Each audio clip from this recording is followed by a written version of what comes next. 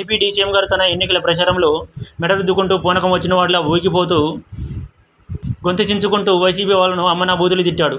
ఒక uneducated person కన్నా అన్ని బూతులు వస్తాయో రావు అలా తిట్టాడు.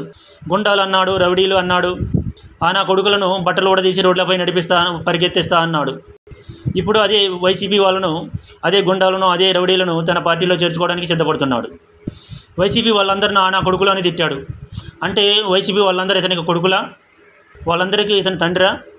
అదే వైసీపీ వాళ్ళందరూ ఇతన్ని నా కొడుకు అని తిడితే ఇతనికి ఎంతమంది తండ్రులు అవుతారు? మాట్లాడే ముందు, ఒకరిని తిట్టే ముందు ఆలోచించి మాట్లాడాలి, ఆలోచించి తిట్టాలి. మనం ఏదైతే తిడతామో అదే మనకి వర్తిస్తుంది అని ఆలోచించుకోవాలి. ఒక నిజాయితీ గల రాజకీయ నాయకుల్లో ఉండాల్సిన లక్షణాలు కానీ, హుందాతనం కానీ ఇతనిలో లేవు. జగన్ గారిపై ద్వేషం, పగ, ప్రతీకారాలతో రాజకీయాల్లోకి వచ్చాడు. ప్రజలకు ఏదో ఉద్ధరిద్దామని మాత్రం కాదు. ప్రజలకు త్వరలో అర్థమవుతుంది.